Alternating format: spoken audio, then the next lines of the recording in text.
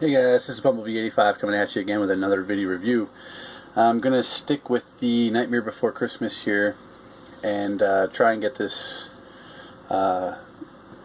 newest Dr. Finkelstein. You saw him in my last review of the Mare, and I'll try and put a card in my video here for a review of that guy. You can check him out.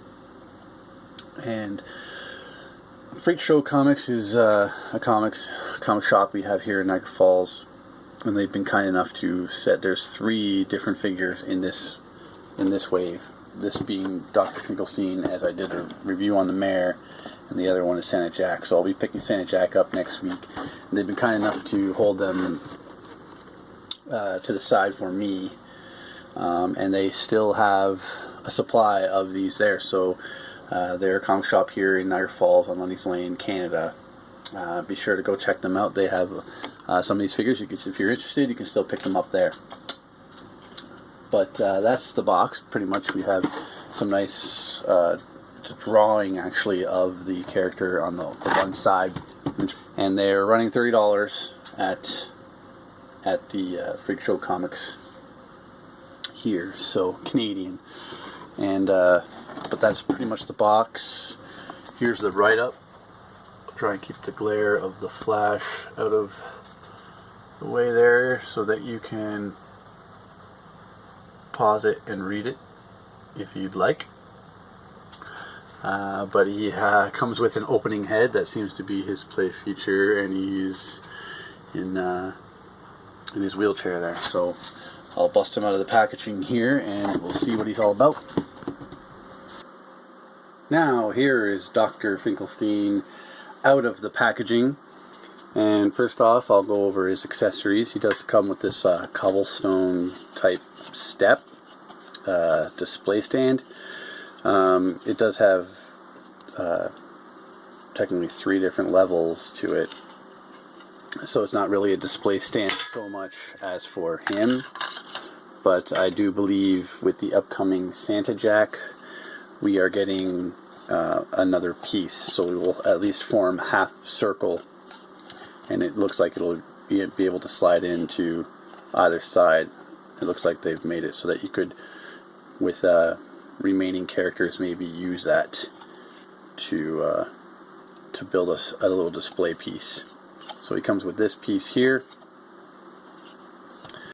and he also comes with the bowl of soup that Sally uses to poison him or make him go to sleep so that you can sneak out. The spoon actually that comes with, if we can focus here, actually has the holes in the spoon to trick him, as if she's testing it before he does, and so that it forces him to eat it. So frog's breath and worm's worth or whatever else was put in that little sleeping potion that she gives him. So that's a nice little accessory, can be nicely used with Sally. But on to Dr. Finkelstein here, and after watching a little clip, I've noticed that I think this is probably my least favorite figure so far out of the 6 that I have. He has a few minor flaws, but I'll go over what he looks like first. He comes separate. He can remove himself from the wheelchair. The wheelchair is just done in a solid black with some brown painted accessories like the hydraulics, I guess. The hydraulic lines come in and into this cylinder here, and this back wheel does not move, and it's only these 2 wheels that move, and they're not separately moving. If the one moves, then both move. It comes with the floor, or the foot rests here. This one seems a little wobbly, that could easily be popped out any second. This one's a little more stationary. These handlebars do not move or anything like that. It's just a wheelchair accessory, which he sits in, which is nice.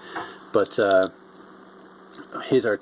what I've noticed with his articulation, he has basically 4 ball joints, and that's his articulation.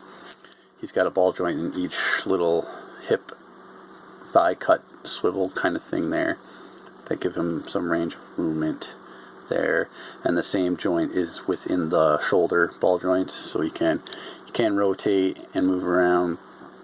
And then even at the wrists, his gloves do rotate all the way around, and they kind of curve in one way, so you can figure out which way you want to display them to make them look like hands.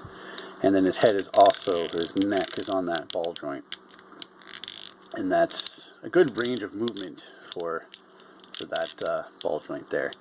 But he's done in a clayish looking sculpt, and he's got the buttons down the side, which do protrude.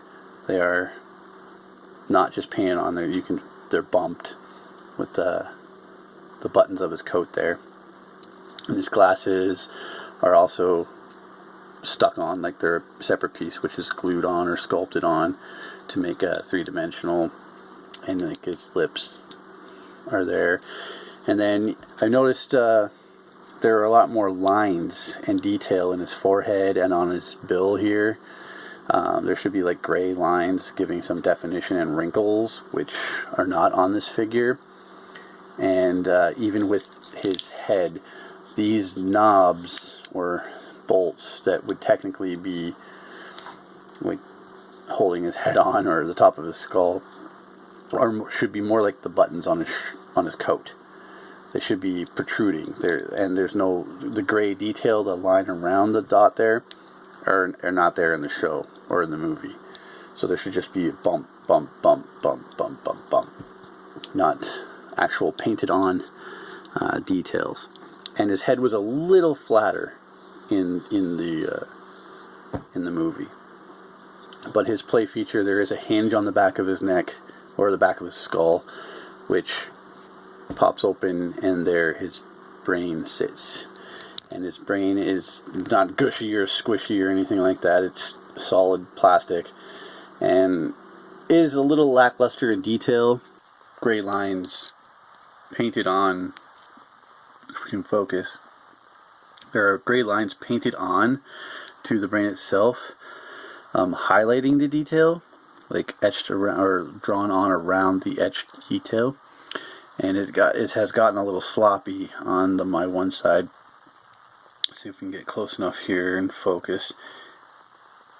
You can see that on the right side, well, his left, that the gray isn't really even drawn on where the molded detail is. So that one was missed there.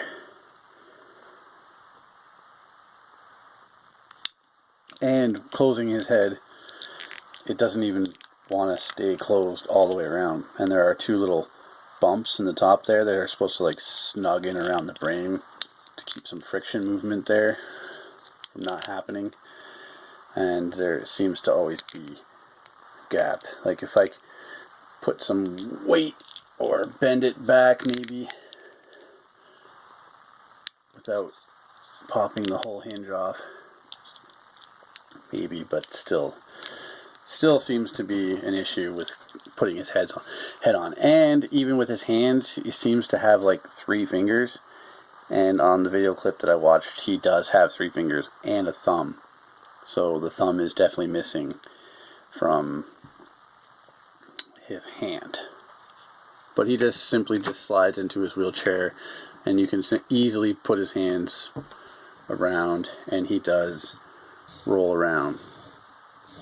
And that little wheel in the back, or non-wheel, doesn't move, but does prevent him from tipping back. He actually wants to tip forward a little more than actually wanting to tip back. But that's one more figure for the Nightmare Before Christmas line of Diamond Select toys. And I'm noticing on the back of his box, it doesn't say it's sculpted by anyone, and neither do actually any of the other figures except for the mayor. The mayor actually has written on the back, sculpted by Dave Cortez, with an S, Cortez. So he's the only one that actually has some kind of sculpting, or that it states sculpting by anybody. So, again, neat little figure, and here he is. He's not very tall. He's, yeah, he was even portrayed pretty small within the show. He only measures about just under, or at, yeah, he's 5.5 inches tall. So he's not very tall compared to even the mayor. The mayor is definitely shorter, but with his hat, he is not. So here's a display with all of the other Nightmare Before Christmas figures that we have so far.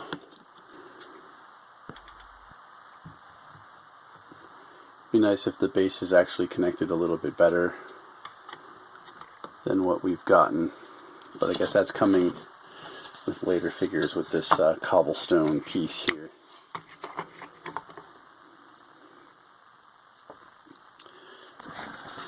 So that's a nice little group shot of everybody and all the parts that we've gotten so far.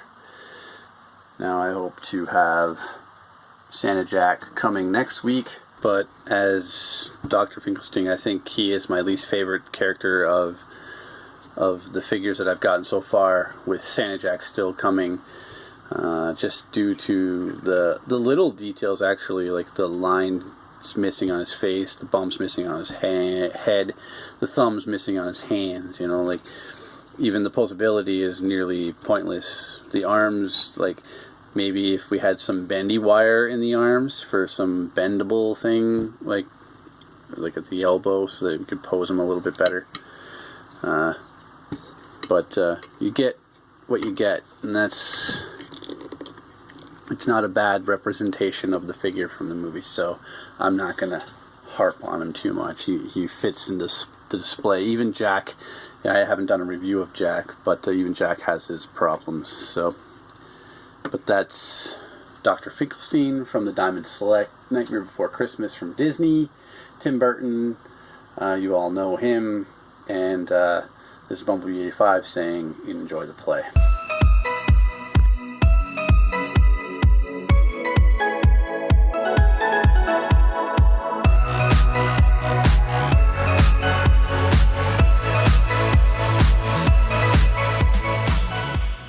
Now I'm going to cop out on my enjoy the play a little bit right now, with another little information bit for Freakshow Comics, where I had just was able to purchase for the Nightmare Before Christmas figure that I just reviewed, Dr. Finkelstein.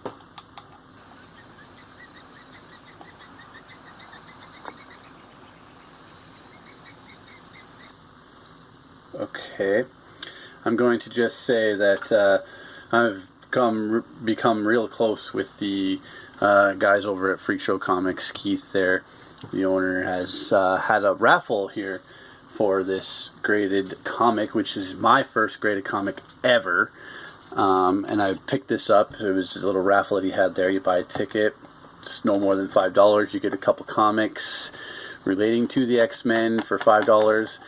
You're not actually buying a ticket, so you're still buying comics, which gets you entered into a raffle. And once he fills the list with the amount of names that he needs to fill, he'll do a live draft or draw on his Facebook page.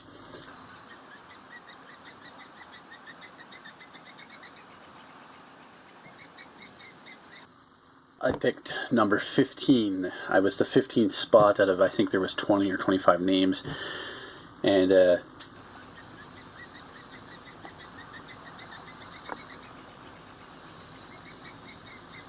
was a raffle for this, and he's held other raffles for different books throughout the years and months. I'm sure he's going to do others. It's a great little way to get you in the store, and it's a great little thing that he's done for us, because this is technically my first graded comic, and it's for Uncanny X-Men number 221. It's only graded 7.5, but with me I'm a collector of comics, but I'm not a collector of graded comics due to the price.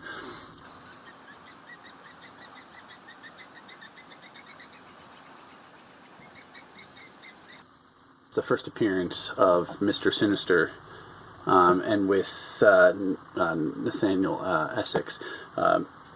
And he, with the ending of the last X-Men movie, has a cue towards that Mr. Sinister is coming in the new X-Men movies being released as the story continues.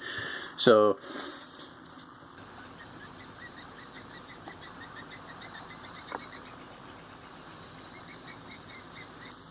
having this is a little cool thing, and it's going to make me pop in or make sure that I'm not going to miss out on the next prize or pop draw that he's had for other actually figures and stuff inside his store too. So technically that's my enjoy the play.